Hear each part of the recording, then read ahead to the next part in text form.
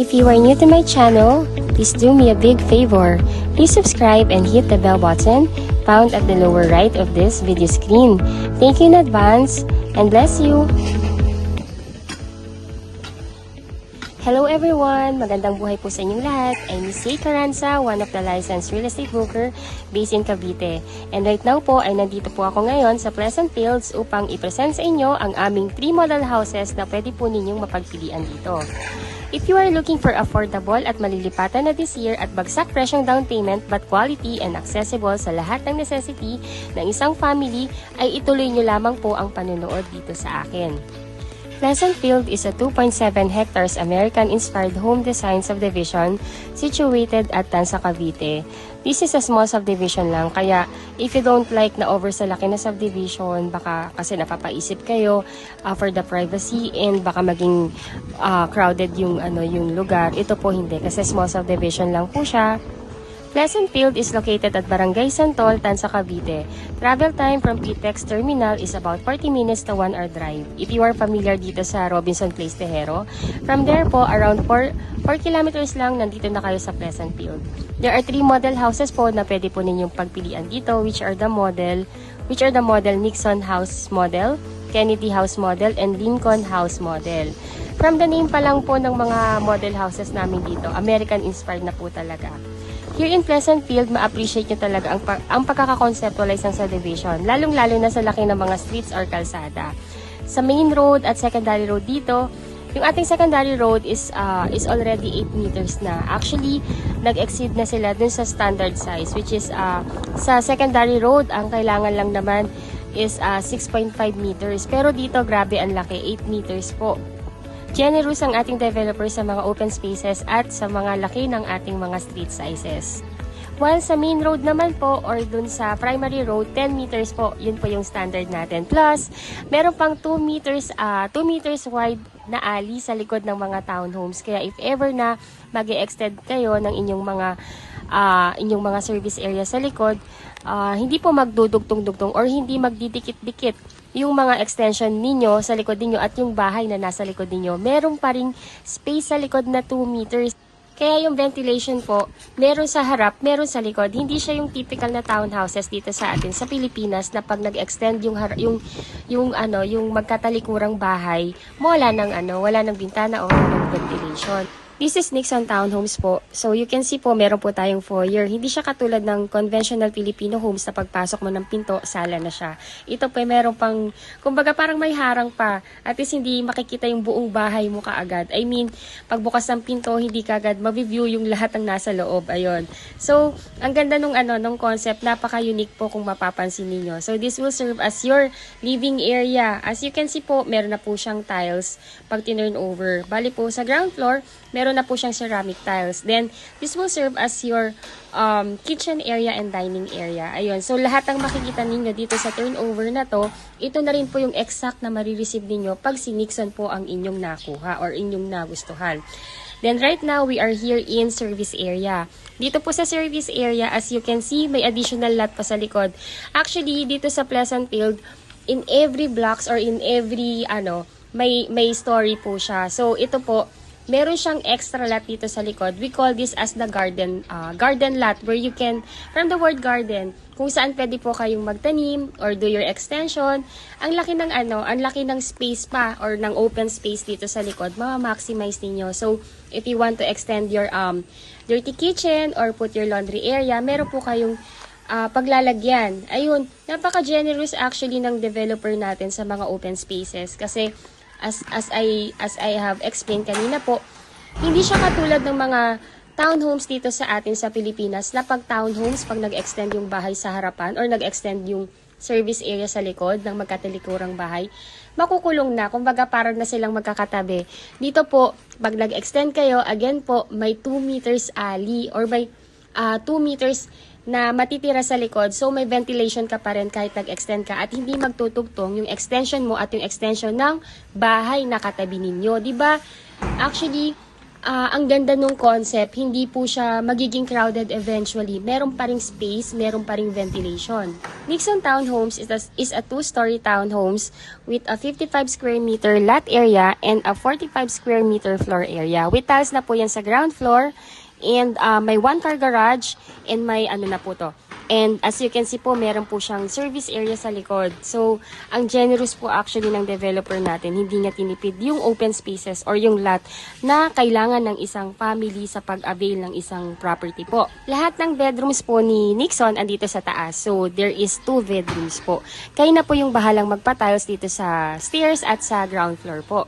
May mga partition na po ito, may mga ceiling na rin. Ayun, so at you can see po, yung kanina, naka-sliding window na po tayo at may screen na rin po yan. Actually po, as what I heard, yung ating mga windows or yung ating mga windows is not, hindi siya katulad ng mga conventional na aluminum na sliding window. Ito po ay UPVC which is about, kung di ako nagkakamali, is about 3 times stronger than the ordinary na mga ano natin, na mga aluminum. As much as I wanted to discuss the computation ng ating Nixon Townhomes, we all know po that real estate property price tends to rise over time. This video is recorded this March 5, 2024. So, baka kasi lumipas na po yung ilang buwan or ilang linggo, nagbago na yung presyo. So, I will just put na lang po yung talagang complete details about ng computation sa text description ng video na to.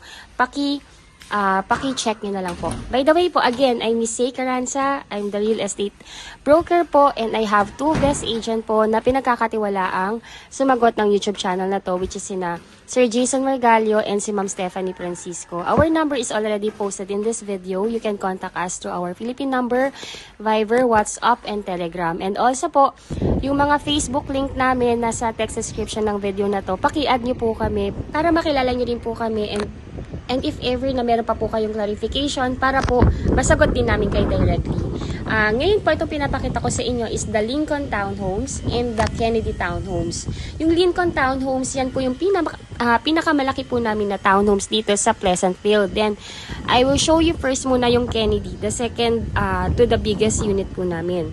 Kennedy Townhomes starts po yung kanyang lot area ng 55 square meter at ang kanyang floor area 50 square meter. With tiles na po yan sa ground floor with 2 bedrooms. Tapos, meron na rin po siyang 2 toilet and bath, complete fixtures with tiles. Then, with 1 car garage, with provision for your dirty kitchen and laundry area sa likuran. While presenting po sa inyo itong si Kennedy Townhomes, isisingit-singit ko na rin po kung anong meron pa or yung complete details kung anong meron sa Pleasant Fields. Because as much as possible po, I want to do a detailed vlog talaga na kahit humaba siya, at least naidetalye ko po sa inyo yung buong subdivision, not only the model house. Ayun po, so, ayun. So, ito na yung ating ating Kennedy Townhomes. So, this is the patio. Yung patio po natin, naka-tiles na po yan. So, yung patio, pwede nyo po siyang gawing mini veranda or where you can put your coffee table and ayun po, upo and chill po. Ayun, so, ito na po yung design natin dito kay Kennedy Townhomes. Si Kennedy Townhomes po, pag pinasok natin, same as the Nixon po. Meron po siyang foyer. So, hindi siya katulad ng ibang conventional Filipino house na pagpasok mo, kita mo na kagad yung buong sala, buong dining and kitchen. Ito po hindi. Kumbaga, American-inspired eh. So, meron po siyang foyer. So, kung meron mang kakatok, pagbukas ninyo ng pinto, hindi niya kagad makikita yung buong surroundings ng inyong property. So, may privacy pa rin yung mga taong nasa loob. Ayun. So, si Kennedy Townhomes po, kayo na po yung magpapatal sa stairs and sa sa second floor. Then dito po sa ground floor, naka-ceramic tiles na po 'yan. So may distinction na rin po siya kung saan niyo ilalagay yung inyong living area and yung dining and kitchen area. So this part is for your living area. You can set up your sofa or your couch and your entertainment area. Then itong area po naman na ito, this will serve as your kitchen and your dining area. Then sa ground floor din po, nandito po yung inyong first toilet and bath. Lahat po yan, complete fixtures na. Naka-sliding window na rin po siya with screen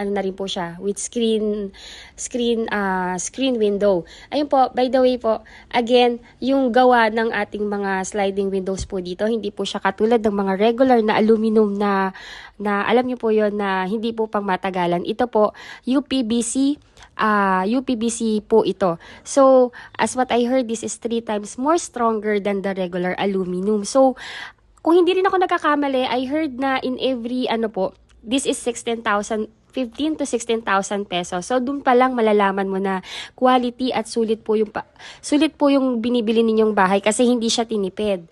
Ayun, so right now, andito na po tayo sa service area. So, if you want to extend your dirty kitchen or gusto nyo ilipat dito yung kitchen area, you have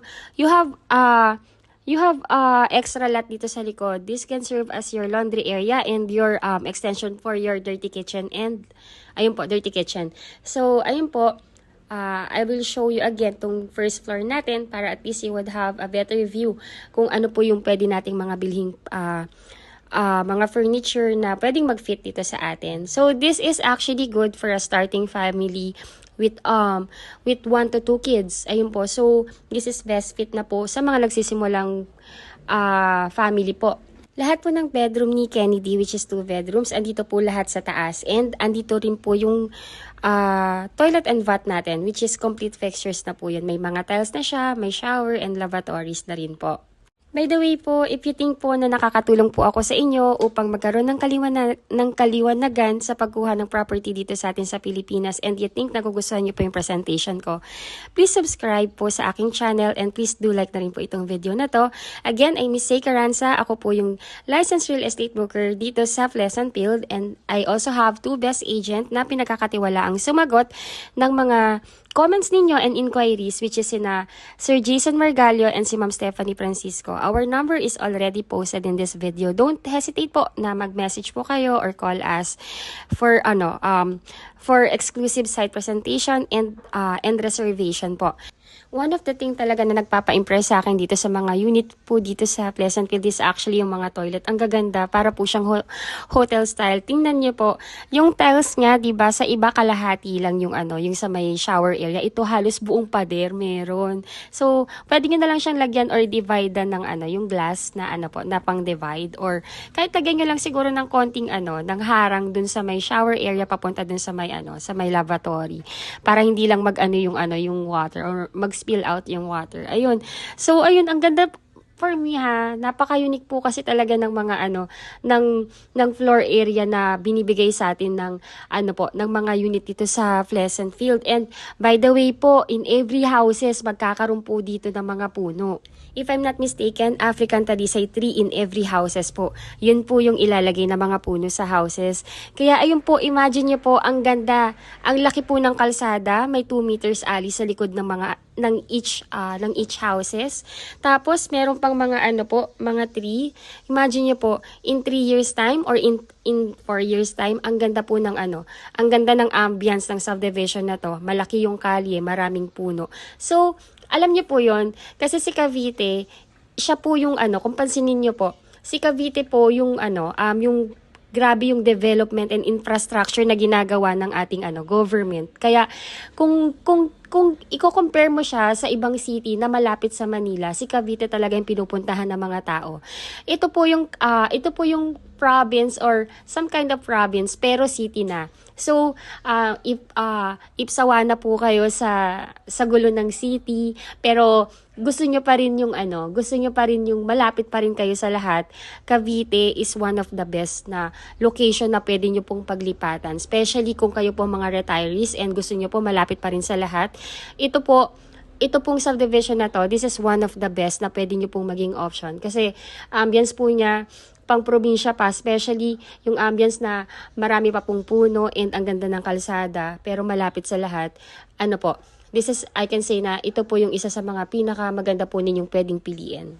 Right now po, andito na po tayo sa loob ng aming pinakamalaking model unit dito sa Pleasantville, which is si Lincoln Townhomes po.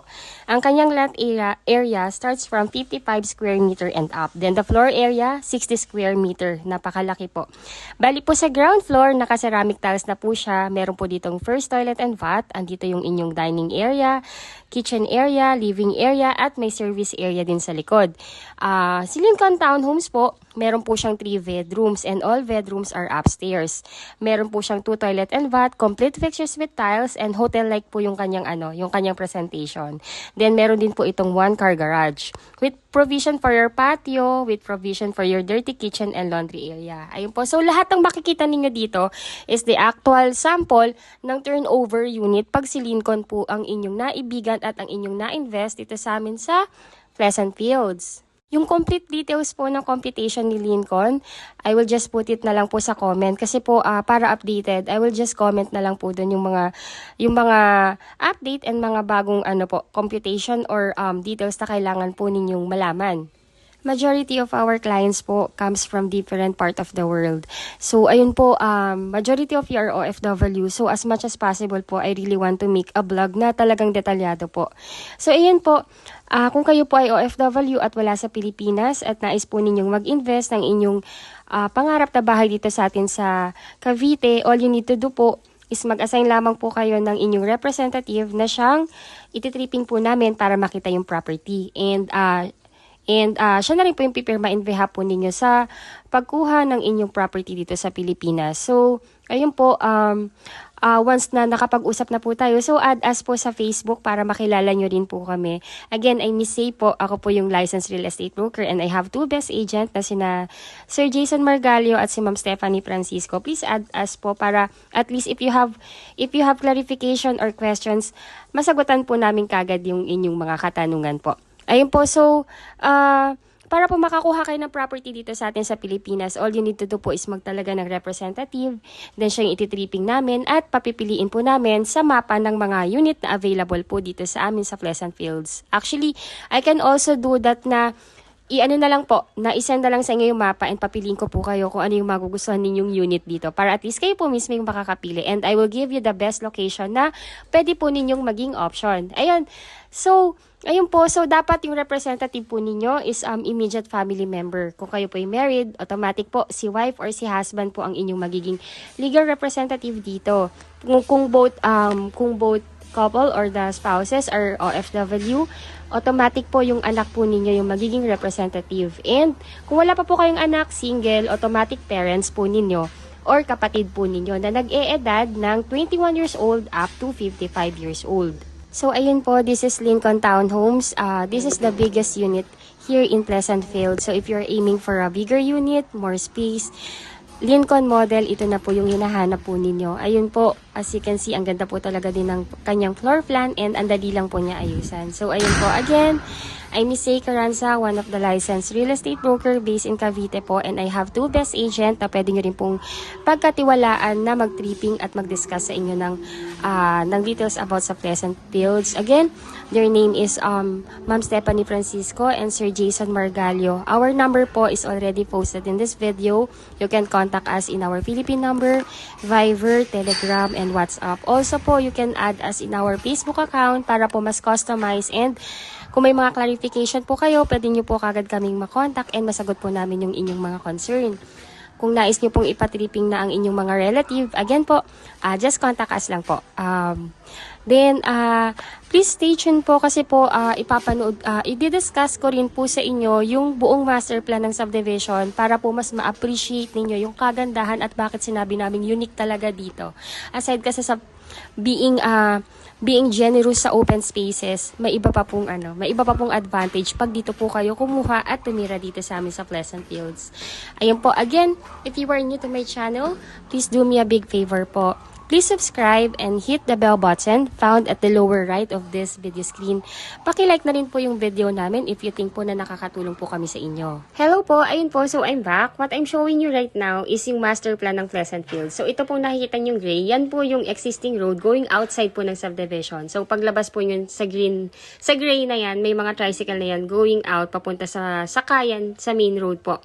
Or papunta dun sa pinaka main road which is the Antero Soriano Road. So, nakikita nyo po itong master plan namin, may mga color coding siya. So, what you see right now, itong pink na yan, ang tawag po namin dyan sa block na yan or dyan sa hilera ng houses na yan is the amenity block.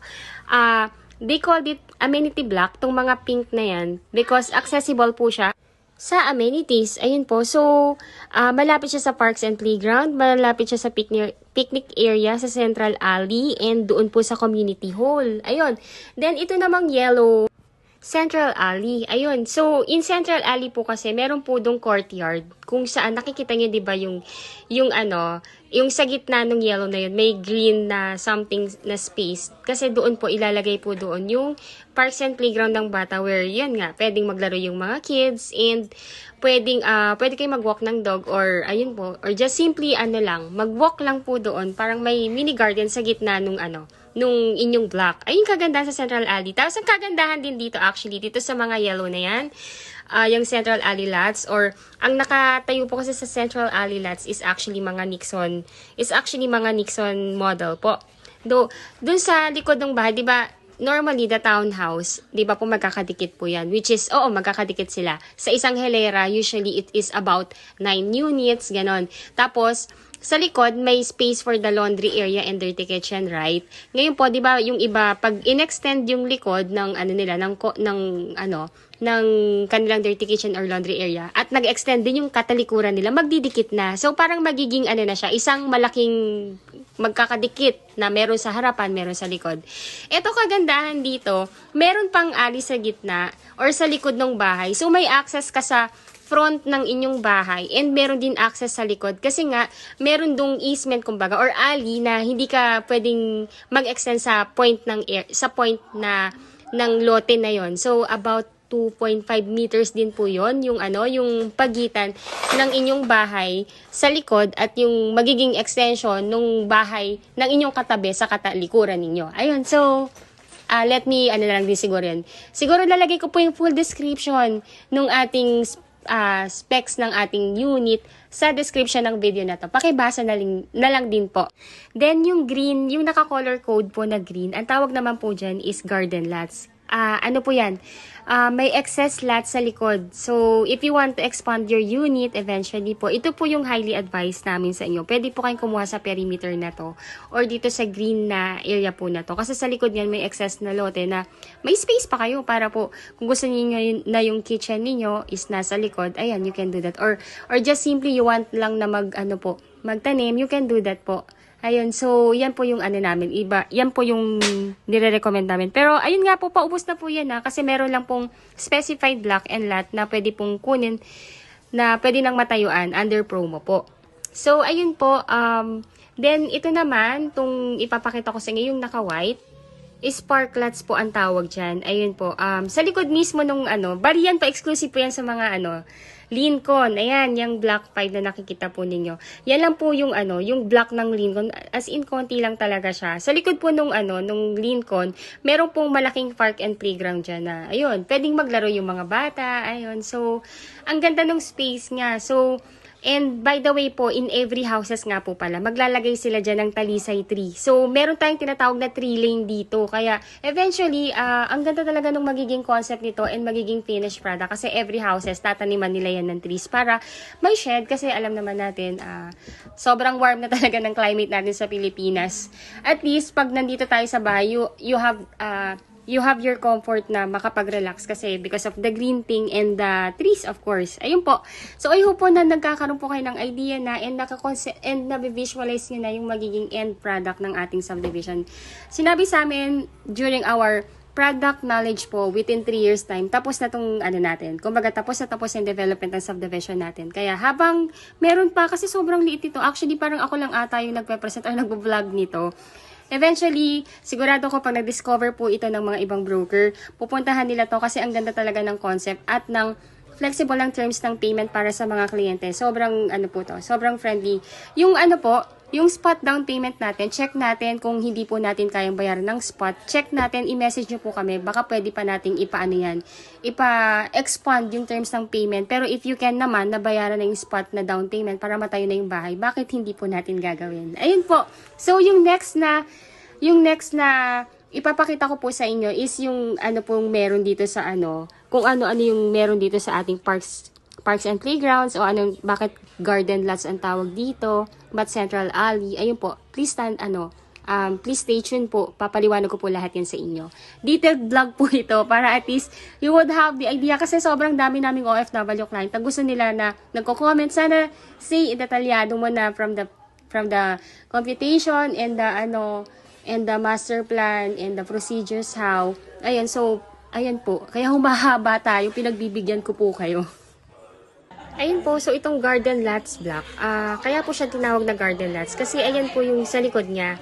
So dun sa likod niya, may provision na talaga siya for your dirty kitchen and laundry area. Plus, ang baitang developer, nag-include pa siya ng plus 2 meters for the para po yan sa, kung gusto niyo magtanim, ayan, so you can do your your planting sa likod, backyard ng bahay ninyo, or kung gusto niyo siyang ikulong, for the provision of your dirty kitchen or laundry area, pwede nyo gawin. So, kung mayroon po kayong thinking or plans na i-expand yung inyong bahay sa likod, ang kunin nyo pong unit is Kennedy or Nixon na nakalagay sa block ng garden lot. So, sa perimeter po yun, color green po siya.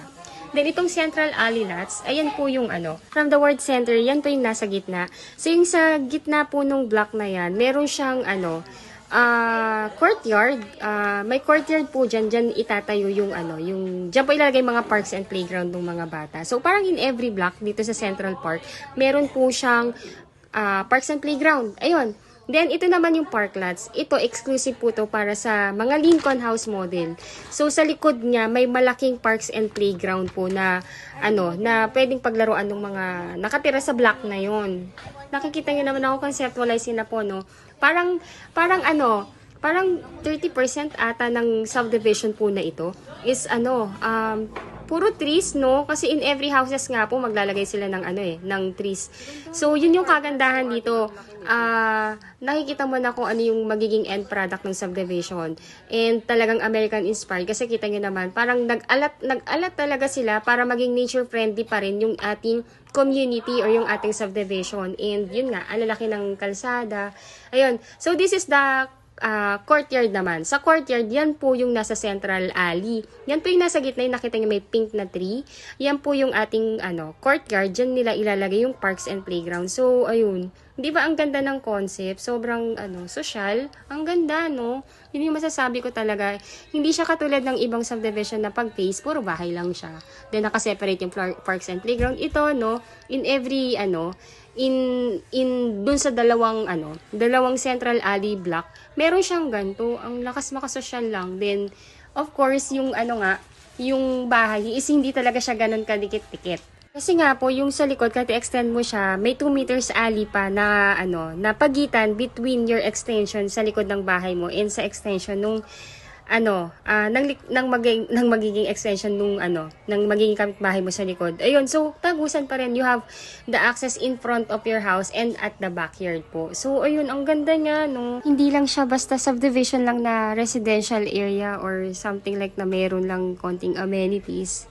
This one is actually parang eco-friendly na rin. Kasi, biruin mo, in every houses, may trees and may tree lane pa. Kaya, sobrang relaxing and comfortable na umuwi sa bahay mo kung ganito yung magiging ambience ng ng inyong property. Na-envision mo na kagad yung magiging end product or yung magiging outcome ng subdivision in 3 years time. Ayun po, so napaka-rare po ng mga gantong klaseng development and concept ng mga subdivision. Actually, this is just a small subdivision. Kaya, I'm sure pag na-envision nyo na to and nakita niyo yung advantages, I'm sure sobrang dami pong magkaka-interest at kukuha ng property po dito. So, ayun po.